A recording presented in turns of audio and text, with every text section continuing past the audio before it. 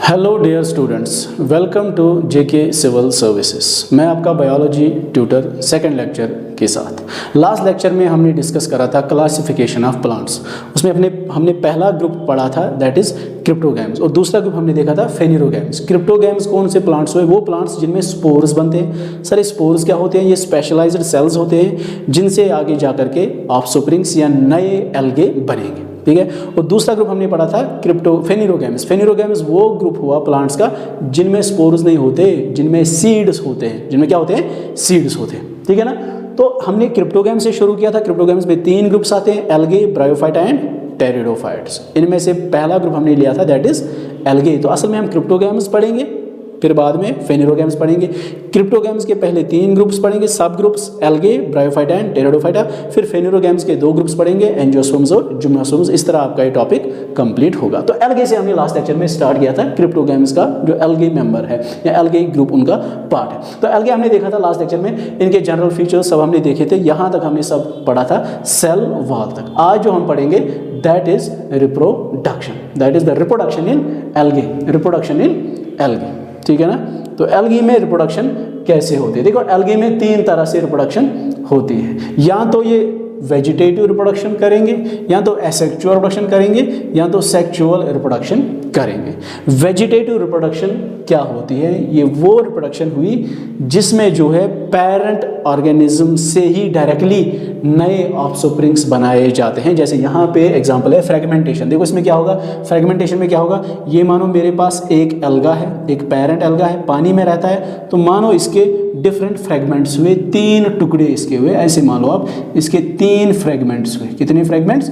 3 fragments. और क्या होगा आगे जाकर के? हर एक फ्रेगमेंट नया एल्गा बनाएगा। ये एक एल्गा बनाएगा, ये अनदर एल्गा बनाएगा, ये अनदर एल्गा बनाएगा। तो एक एल्गा से टोटल मुझे कितने एल्गा मिलते हैं? 3 एल्गा मिलते हैं through the process of fragmentation. यानी कि इसके फ्रेगमेंट्स होते हैं, टुकड़े होते हैं पेरेंट एल्गे के, और जो नए टुकड़े बनते हैं हर एक टुकड़ा एक नए ऑफस्प्रिंग या नए एल्गा में जो है कन्वर्ट होता है या डेवलप होता है। इस प्रोसेस को हम कहते हैं फ्रेगमेंटेशन। डायरेक्ट जो है पेरेंट की बॉडी से डायरेक्टली नए ऑफस्प्रिंग्स बनना, दैट इज वेजिटेटिव रिप्रोडक्शन। और उसमें एग्जांपल क्या है? फ्रेगमेंटेशन। तो फ्रेगमेंटेशन के थ्रू ये रिप्रोड्यूस कर सकते हैं। रिप्रोड्यूस करना मतलब हुआ नए ऑफस्प्रिंग्स बनाना, उसे कहते हैं रिप्रोडक्शन। तो एक तरीका क्या है? Vegetative reproduction. The second one is, दूसरा तरीका क्या है रिप्रोड्यूस करने का?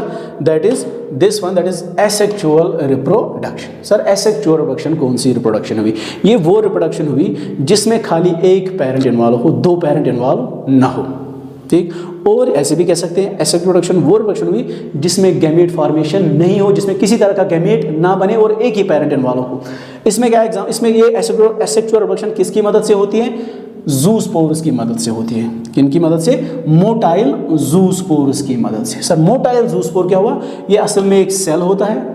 ठीक है। मोटाइल क्यों रखा आपने नाम? क्योंकि इसके यहाँ पे एक फ्लैजिला होता है। फ्लैजिला जब मूव होता है, रोटेट होता है, तो ये सेल या ये स्पोर जो है ये चल पाता है। तो इसे हम कहेंगे मोटाइल ज़ूस्पोर। ज़ू टर्म आई है एनिमल से, क्योंकि एनिमल्स मोटाइल है और ये स्पोर्स भी मोटाइल है, इसलिए इनको ज़ूस्पोर्स कहते हैं। आप मोटाइल छोड़ के डायरेक्टली ज़ूस्पोर्स भी कह सकते हैं। उससे आपको डायरेक्ट आइडिया आएगा कि ज़ू मतलब एनिमल्स, तो स्पोर्स है लेकिन एनिमल्स की तरह बिहेव करते हैं। कैसे? ये चल पाते हैं। नॉर्मली जो टिपिकल प्लांट है वो चल फिर नहीं सकता, लेकिन ये वैसे स्पोर्स है जो चल पाते हैं because of the presence of this flagella. तो ये स्पोर जो है, जाए मानो एक पेरेंट एल्गा से रिलीज हुआ स्पोर, अब ये आगे जाएगा, किसी जगह पहुंचेगा, वहां से ये न्यू एल्गा बनाएगा। तो ऐसे पेरेंट एल्गे से नए एल्गे बने, जितने स्पोर्स होंगे उतने नए एल्गे बनेंगे। तो it is a method of reproduction. दूसरा इसी में एसेक्सुअल स्पोर्स में दूसरा स्पोर्स आएगा that is non motile spore, या 2000 नॉन मोटाइल स्पोर्स। ये भी स्पोर्स होंगे इसी तरह, लेकिन फर्क क्या होगा? इनमें फ्लैजिला नहीं होगा, ये नॉन मोटाइल होगा। पानी का बहाव इनके उनको अपने साथ लेके जाएगा, दूसरी जगह पहुंचाएगा और वहां से इनसे न्यू एल्गे ग्रो होंगे, वहां से इनसे न्यू एल्गे ग्रो होंगे। और ये क्या हुई? Asexual reproduction. Sir asexual reproduction क्यों कहा? क्योंकि इनमें एक ही पेरेंट इन्वॉल्व हुआ। जब ये स्पोर बनेगा एक ही पेरेंट एल्गा इन्वॉल्व होगा। जब ये वाला स्पोर बनेगा नॉन मोटाइल स्पोर, उस टाइम भी एक ही पेरेंट इन्वॉल्व होगा, 2 पेरेंट इन्वॉल्व नहीं होंगे। तो ऐसी रिप्रोडक्शन को कहेंगे एसेक्सुअल रिप्रोडक्शन। सर हमारे काम की चीज़ क्या है? काम की चीज़ ये है कि एसेक्सुअल रिप्रोडक्शन 2 तरह के स्पोर से होती है, zoospores and these non motile spores. Zoospores motile होते हैं और नॉन मोटाइल, तो टर्म में लिखा है non motile, that means they are non locomotory, ये चल फिर नहीं सकते। Third type of production is, या third method of production in algae is sexual reproduction. Sexual reproduction में क्या होता है, यहाँ पे एक तो ये थ्रू मल्टीपल प्रोसेस होती है, आइसोगैमी, एनाइसोगैमी एंड ooगैमी। पहले ये समझिए आप सेक्चुअल रिप्रोडक्शन क्या होता है। सेक्चुअल रिप्रोडक्शन में क्या होता है, यहाँ पे दो पेरेंट्स इन्वॉल्व होते हैं as compare to asexual reproduction. Asexual reproduction में एक ही पेरेंट इन्वॉल्व होता है, सेक्चुअल रिप्रोडक्शन में दो पेरेंट्स इन्वॉल्व होंगे। वो दो पेरेंट्स मिलजुल के जो स्पोर्स बनाएंगे उनको हम सेक्चुअल स्पोर्स कहेंगे। वो स्पोर्स डायरेक्टली नहीं बनते, असल में ये जो यहाँ पे सेक्चुअल रिप्रोडक्शन में दो पेरेंट्स इन्वॉल्व होते हैं, ध्यान से सुनना, दो पेरेंट्स जो सेक्चुअल रिप्रोडक्शन में इन्वॉल्व होंगे, ये पहले गैमेट्स बनाएंगे, मेल गैमेट्स बनाएंगे, मेल गैमेट बनेगा, और क्या बनेगा, फीमेल गैमेट बनेगा, फीमेल गैमेट बनेगा। फिर ये दोनों गैमेट्स फ्यूज होंगे तो आगे जाकर के थ्रू मल्टीपल प्रोसेस क्या बनाएंगे, स्पोर्स बनाएंगे। तो यानी कि यहाँ पे भी स्पोर्स ही बन रहे हैं, लेकिन दो पेरेंट्स इन्वॉल्व होते हैं और वो दो गैमेट्स बनाते हैं। मेल पेरेंट मेल गैमेट बनाएगा, फीमेल पेरेंट फीमेल गैमेट बनाएगा, और आगे जाकर के फिर स्पोर्स बनेंगे। तो वैसे स्पोर्स को हम कहेंगे सेक्चुअल स्पोर्स। अब सर ये टर्म्स क्या आती हैं, आइसोगैमी, एनाइसोगैमी, ooगैमी। अभी हमने बात करी कि सेक्चुअल रिप्रोडक्शन में दो पेरेंट्स होते हैं और वो गैमेट्स बनाते हैं। मेल पेरेंट मेल गैमेट बनाएगा और फीमेल पेरेंट फीमेल गैमेट बनाएगा। अब जरा आइसोगैमी, एनाइसोगैमी और ooगैमी को समझते हैं। देखिए आइसोगैमी क्या हुआ। Isogamy is a type of sexual reproduction जिसमें गैमेट्स जो है ये दोनों सिमिलर हो, यानी कि बिल्कुल दिखने में भी सेम हो, साइज में भी सेम हो। अगर दोनों मोटाइल है तो दोनों मोटाइल होंगे, खाली एक मोटाइल नहीं होगा, दोनों मोटाइल होंगे, और साइज और शेप सब कुछ सेम ही होगा। एनाइसोगैमी क्या हुआ, इसमें भी गैमेट्स ही बनते हैं क्योंकि सेक्सुअल रिप्रोडक्शन है। तो anisogamy type of sexual reproduction कौन सा हुआ, वो सेक्सुअल रिप्रोडक्शन जिसमें एक गैमेट बड़ा होगा, मोटाइल होगा, और दूसरा गैमेट छोटा होगा और वो भी मोटाइल होगा। यहाँ पे साइज, शेप, मोटिलिटी सब सेम है। यहाँ पे साइज को छोड़ करके यहाँ पे भी सब सेम है except for the size. Sir oogamy क्या हुआ, ये वो सेक्सुअल रिप्रोडक्शन हुई जिसमें देखो किस तरह के गैमेट्स बनते हैं। एक बड़ा गैमेट बनेगा और वो फीमेल गैमेट होगा, क्या होगा, फीमेल गैमेट, और दूसरा गैमेट जो बनेगा वो छोटा होगा और वो मोटाइल होगा, और उसे क्या कहेंगे, उसे मेल गैमेट कहेंगे। उसे क्या कहेंगे, male gamete. This symbols represent, this one represents female and this symbol represents male. ये आपने याद रखना, ये आगे भी काम आएगा। आगे चलते हैं, यहाँ से आगे चलेंगे। देखिए उसके बाद क्या आता है, लाइकन्स। देखिए लाइकन्स क्या होता है, एल्गे से ही रिलेटेड है, तो मैंने इंपॉर्टेंट समझा, हो सकता है एसएसबी पूछे, तो इसलिए मैंने इसको यहाँ पे ऐड किया। देखिए लाइकन्स क्या होते हैं। लाइकन्स आर, ध्यान से समझना, are symbiotic associations between a fungus, उसे क्या कहेंगे, mycobiont, and a photosynthetic partner usually alga और साइनोबैक्टीरिया और फोटोबायोट, या इसको फाइकोबायोट भी कह सकते हैं, फोटोबायोट को छोड़ के। देखो पहले यहाँ तक समझिए ये लाइकन असल में होता क्या है। What is this lichen. देखो लाइकन क्या होता है, lichen is simply the combination of alga plus fungus. Alga और फंगस का कॉम्बिनेशन, जब ये आपस में एक दूसरे के साथ मिलजुल कर रहते हैं, एल्गा इसको फायदा पहुंचाता है और फंगस इसको उल्टा फायदा पहुंचाता है। ऐसी एसोसिएशन को हम कहते हैं सिम्बायोटिक एसोसिएशन। तो alga is this lichen is an example of symbiotic association, जिसमें कौन कितने पार्टनर्स है, दो partners, alga and fungus. Alga fungus को फायदा पहुंचाता है, फंगस एल्गा को फायदा पहुंचाता है। इस फंगस पार्टनर को हम क्या कहते हैं, माइकोबायोट कहते हैं, और इस एल्गल पार्टनर को हम क्या कहते हैं, फोटोबायोट कहते हैं, या इसको फाइकोबायोट भी हम कहते हैं। ठीक है, यहाँ से लिखिए द फंगस प्रोवाइड्स। अब देखिए ये सिम्बायोटिक एसोसिएशन है, यानी कि फंगस एल्गे को फायदा पहुंचा रहा है, एल्गे भी फंगस को फायदा पहुंचा रहा है, यानी कि ये दोनों एक दूसरे को फायदा पहुंचा रहे हैं। तो ऐसी एसोसिएशन को हम कहते हैं सिम्बायोटिक एसोसिएशन। इसी में एक एग्जांपल है लाइकन। देखो फायदा कौन किसको क्या पहुंचाता है, यहाँ पे लिखा है the fungus provides protection, water and mineral absorption. देखो फंगस एल्गा को क्या देता है, तीन चीजें देता है। एक तो इसको प्रोटेक्शन देता है, यानी कि फंगस एल्गे को क्या देता है, प्रोटेक्शन देता है, यानी कि इसको बचाता है। ठीक है, वाटर इसको देता है। सर बचाता किस चीज़ से है वैसे, देखो यहाँ पे अगर आप देखोगे ना, ये जो येलो पार्ट है ना, this is fungal part, fungal hyphae.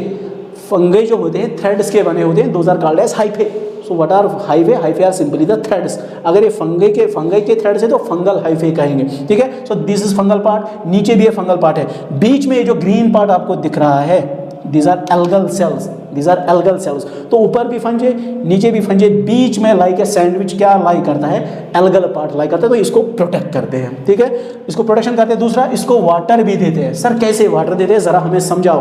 देखो ये जो फंगल हाइफे होते हैं ना, fungal hyphae, these are hygroscopic. ये क्या होते हैं, hygroscopic, HYGROSCOPIC। Sir what do you mean by hygroscopic?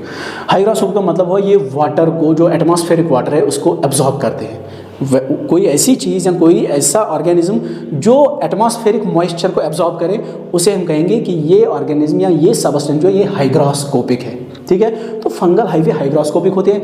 Atmosphere में अगर थोड़ा सा भी मॉइस्चर है इसको एब्जॉर्ब करेंगे, थोड़ा खुद के लिए रखेंगे, थोड़ा किसको पास ऑन करेंगे, एल्गी को पास ऑन करेंगे। यहाँ से और एक चीज़ आप सीख सकते हैं, अगर ये एटमॉस्फेयर से मॉइस्चर एब्जॉर्ब करते हैं, दैट मीन्स इनको सॉइल से मॉइस्चर मिलता नहीं है। सर क्यों नहीं मिलता? क्योंकि सॉइल पे बहुत कम ग्रो होते हैं। सर ये कहाँ ग्रो होते हैं? ये एक तो रॉक्स पे ग्रो होते हैं, पत्थरों पे। पत्थर में कौन सा पानी है, बिल्कुल ना के बराबर पानी है। तो ये पानी कहाँ से लाते हैं, एटमॉस्फेयर से पानी लाते हैं थ्रू दीज फंगल हाइफे। और ये कहाँ ग्रो होते हैं, देखो ये बार्क है, बार्क है, पेड़ पौधे जो होते हैं आपने देखे होंगे, उसमें बार्क जो होती है वो सूखी होती है, उस सूखी बार्क पे भी ये ग्रो होते हैं। These are lichens. ये यहाँ पे भी ग्रो होते हैं, ये भी जो है वाटर डेफिशिएंट होती है। तो यहाँ पे वाटर कौन लाता है, फंगल पार्ट लाता है। कहाँ से लाता है, एटमॉस्फेयर से लाता है, through this hygroscopic property, through this hygroscopic property. तो फंजे क्या देता है, एक तो प्रोटेक्शन देता है एल्गे को, और इसे क्या देता है, इसको वाटर प्रोवाइड करता है, एंड और मिनरल एब्जॉर्प्शन। जो थोड़ा बहुत मिनरल इस बार्क में प्रेजेंट होगा, वैसे by the way this is rich in minerals, ये मिनरल्स को भी एब्जॉर्ब करेगा। ये फंगल पार्ट जो है, जो ऊपर की तरफ और नीचे की तरफ फंगल पार्ट है, ये नीचे से न्यूट्रिएंट्स जितने भी होंगे उनको एब्जॉर्ब करेगा, मिनरल्स को एब्जॉर्ब करेगा। और किसको प्रोवाइड करेगा, मिनरल्स किसे प्रोवाइड करेगा, खुद को भी, खुद के पास भी रखेगा, और थोड़े किसको देगा, एल्गे को भी देगा। तो फंगाई जो है एल्गे को तीन चीजें देता है। क्या क्या देता है, एक तो प्रोटेक्शन देता है, वाटर एब्जॉर्ब करके देता है, और इसे मिनरल एब्जॉर्प्शन करके देता है, ठीक है। वाइल एज, आप देखो एल्गा क्या काम करता है, फंजे ने तो एल्गे को फायदा पहुंचाया, अब एल्गे फंजे को क्या फायदा पहुंचाता है। The algal partner prepares food by photosynthesis. बहुत अच्छा, बहुत अच्छा, बढ़िया। आपको याद होगा एल्गे बिलोंग टू प्लांट्स, उनमें से क्रिप्टोगैम्स से बिलोंग करते हैं। प्लांट्स आपको पता है फोटोसिंथेसिस करते हैं, तो ये एल्गे भी क्या करेंगे, फोटोसिंथेसिस करेंगे। फोटोसिंथेसिस के थ्रू क्या बनता है, फूड बनता है। ये फूड थोड़ा अपने पास रखेंगे और थोड़ा किसे देंगे, फंजे को भी देंगे, यानी कि ये इसको क्या करेगा, फूड प्रोवाइड करेगा। ये भी इसको फायदा पहुंचाता है और फंजे भी उल्टा इसको फायदा पहुंचाते हैं। तो इस तरह ये दोनों सिम्बायोटिक एसोसिएशन में रहते हैं, जिसमें दोनों को बेनिफिट मिलता है। तो इसे हम कहते हैं, इस एसोसिएशन को हम क्या कहते हैं, लाइकन कहते हैं। आई होप यहां तक क्लियर है, बस आपने इतना ही याद रखना है, this is more than enough. चले आगे चलते हैं, आगे चलते हैं। देखिए classes of algae, classes of algae. अब एल्गे के खुद के कितने क्लासेस हैं, देखो इनको जल्दी से निपटा देते हैं। क्लासेस ऑफ एल्गे, तीन क्लासेस, यानी कि एल्गे को हमने खुद को जो है तीन ग्रुप्स में डिवाइड करा है। The first one is Chlorophyceae, the second one is Phaeophyceae, and the third one is Rhodophyceae. बहुत ईजी है, बहुत ईजी है, ट्रस्ट मी, बस आप नजर रखिए। देखिए क्लोरोफाइसे पहला ग्रुप क्या है, पहला क्लास क्या है, बल्कि दैट इज क्लोरोफाइसे। ये एल्गे का एक क्लास है। इनका कॉमन नेम है ग्रीन एल्गे, क्योंकि दिखने में ग्रीन होता है। वाई ये दिखने में ग्रीन होता है, क्योंकि इनमें डोमिनेंट पिगमेंट जो है दैट इज क्लोरोफिल, और क्लोरोफिल ग्रीन कलर देगा, तो इनका कलर कैसा होगा, ग्रीन कलर होगा। देखिए यहाँ पे लिखा है क्लोरोफिल ए, इनमें पिगमेंट पाया जाता है, बी भी पाया जाता है। और ये स्टोर जब फूड करते हैं तो किस फॉर्म में स्टोर करते हैं, स्टार्च की फॉर्म में फूड स्टोर करते हैं, ठीक है। तो so they store food in the form of starch and pyrenoids, और पायरिनॉइड्स के फॉर्म में फूड को जो है दैट इज स्टोर करते हैं। तो याद क्या रखेंगे, क्लोरोफिल ए भी प्रेजेंट है। फूड को कैसे स्टोर करते हैं, स्टार्च के फॉर्म में, और इनमें पायरिनॉइड्स भी पाए जाते हैं। अब ये सेल वॉल सर बताइए जरा सा, सेल वॉल इनमें किस चीज का बना होता है, सेलुलोज का बना होता है और पेक्टोस का बना होता है। सेलुलोज का बना होता है सेल वॉल, और पेक्टोस का बना होता है। एग्जाम्पल्स देखिए, एग्जाम्पल्स आपने याद रखनी है। क्लेमेडोमोनास एक एग्जाम्पल है किनकी, ग्रीन एल्गे की। दूसरा वॉलवॉक्स, तीसरा Ulothrix, and third one is पायरोगैरा, the fourth one is कारा, द फोर्थ वन इज कारा, ठीक है। आपने नाम याद रखने हैं, बस इनकी डायग्राम्स देखने मत बैठना, बस आप नाम याद रखो। जितने फैक्ट्स याद रहेंगे उतने बेटर चांसेस बनेंगे। देखो उसके बाद क्या आता है, फियोफाइसी, उसके बाद क्या आता है, फियोफाइसी। देखो सेकंड क्लास क्या है, फियोफाइसी। फियोफाइसी का दूसरा नाम क्या है, common name brown algae.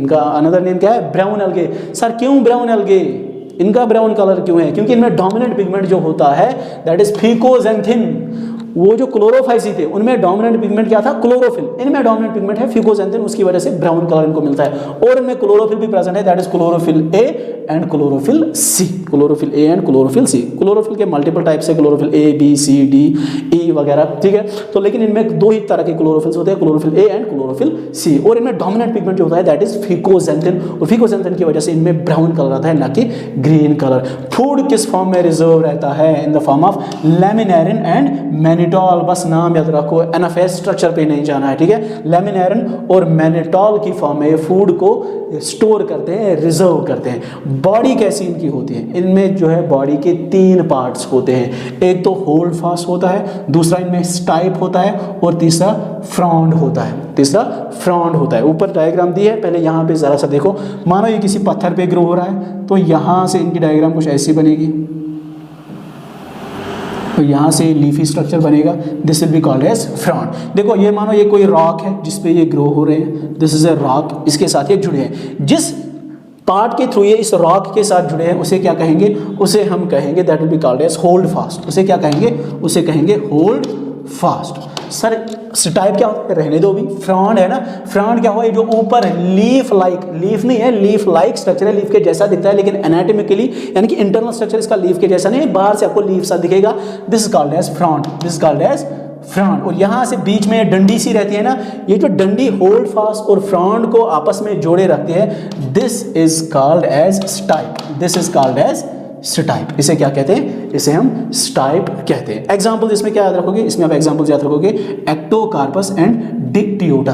Ectocarpus and Dictyota. Another examples भी दी हैं, that is Laminaria, Sargassum and Fucus. Laminaria, Sargassum and Fucus. Sir सबसे ज्यादा फोकस हम इन स्लाइड्स में यानी कि इन क्लास में किस पे करें? 2 चीजों पे, एक तो पिगमेंट्स कौन से हैं, दूसरा रिजर्व फूड मटेरियल क्या है। बस एग्जाम्पल से ज्यादा ये दो ऊपर वाले 2 पॉइंट ज्यादा इंपॉर्टेंट है, ठीक है ना। चले आगे चलते हैं। 3rd क्लास पे 3 ही क्लास है इसके। ये देखिए तीसरा क्लास इज रोडोफाइसी। सर क्या होता है रोडोफाइसी? रोडोफाइसी मींस इनका कॉमन नेम क्या है? Red algae. Red algae. अब बताओ, इनमें क्लोरोफिल डोमिनेंट पिगमेंट नहीं होगा। अगर क्लोरोफिल होता तो ग्रीन कलर होता। इनमें फिकोजेंथिन भी डोमिनेंट पिगमेंट नहीं होगा। अगर होता तो ब्राउन कलर होता, लेकिन इनमें कलर कैसा है? रेड कलर है। तो इसका मतलब हुआ डोमिनेंट पिगमेंट कोई और है, दैट इज आर फाइकोएरिथ्रिन। ये याद रखना है, इनमें डोमिनेंट पिगमेंट कौन है?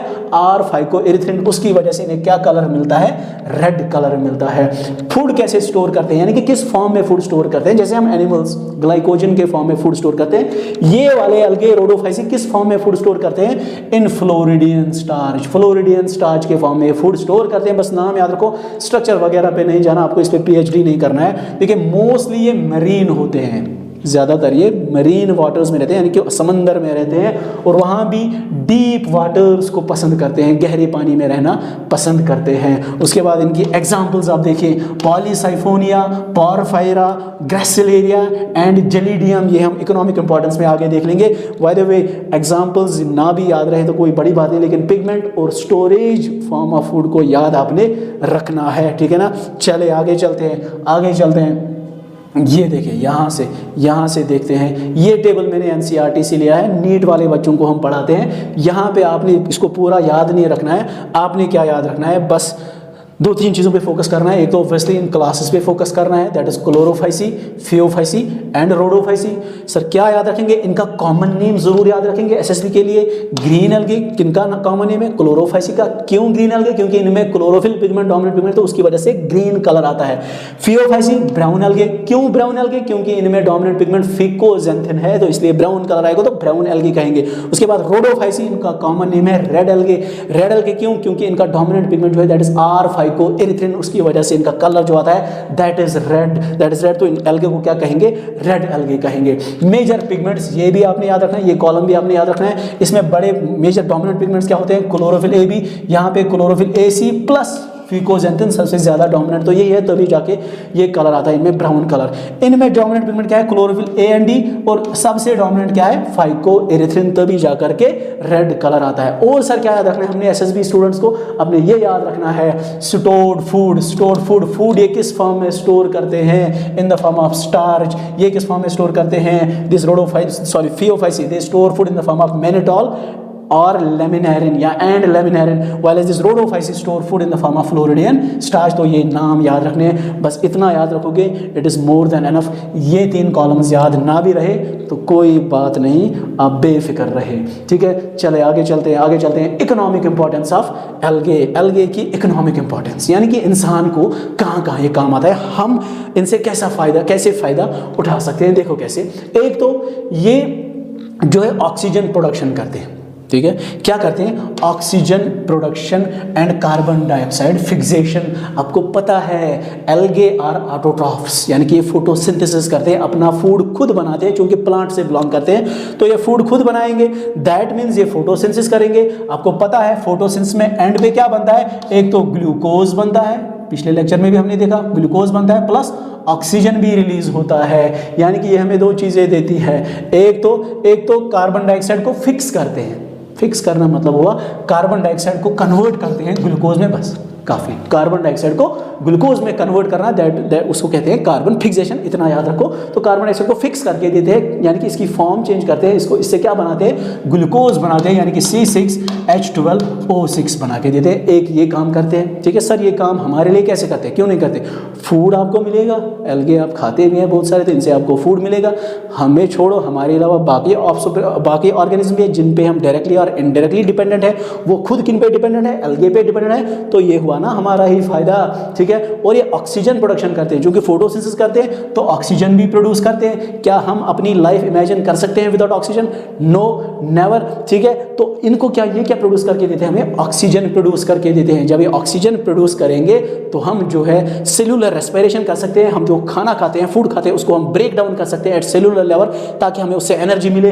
वो किसकी मदद से होता है? ऑक्सीजन की मदद से। और ये ऑक्सीजन हमें कहाँ से मिलता है? मेजर पोर्शन ऑफ ऑक्सीजन, ध्यान रखिएगा, आपको इन जमीनी पेड़ पौधों से नहीं मिलता। मेजर पोर्शन 50%, बल्कि इससे ज़्यादा ऑक्सीजन आपको मिलता है समंदरी प्रोड्यूसर से, जैसे ये एल्गे वगैरह हुए जो समंदर में रहते हैं, इनसे हमें सबसे ज़्यादा ऑक्सीजन मिलता है। इनमें साइनोबैक्टीरिया भी आते हैं बाय द वे, तो ये आप याद रखेंगे। और क्या रखेंगे? फूड, हम इनको एज अ फूड भी यूज़ करते हैं, लाइक पोरफायरा, लेमिनेरिया, सर्गेसम। हम कुछ कंट्रीज़ में इनको खाते भी हैं। वो कौन के एग्जाम्पल है? Porphyra, Laminaria, Sargassum, these are edible algae जिनको हम खा सकते हैं। और क्या? हाइड्रोकोलाइड्स। सर हाइड्रोकोलाइड्स क्या हुए?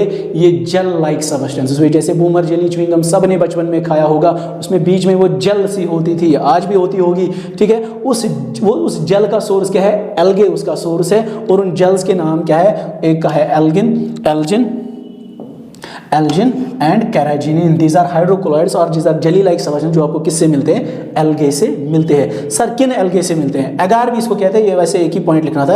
एगार भी हाइड्रोकोलाइड ही है, यानी कि ये भी एक जेली सब्सटेंस ही है, ठीक है। ये किन एल्गे से हमें मिलते हैं? यानी कि हाइड्रोकोलाइड्स या एगार कह लो, किससे हमें मिलता है? ये हमें जेलिडियम एल्गे से मिलता है, और हमें ये ग्रेसिलेरिया एल्गे से मिलता है। प्लस और एक एल्गा है, दैट इज क्लोरेला, इससे हमें प्रोटीन सप्लीमेंट मिलता है। जो आप प्रोटीन्स जिम में कंज्यूम करते हैं या घरों पे कंज्यूम करते हैं, वो आपको किससे मिलता है? एक क्लोरेला एल्गे से मिलता है। क्लोरेला एल्गे से आपको ये प्रोटीन सप्लीमेंट्स मिलते हैं। ये नाम आपने याद रखने हैं, ठीक है ना? ठीक है, आई होप सब क्लियर है। Thank you very much. कल इससे आगे देख लेंगे।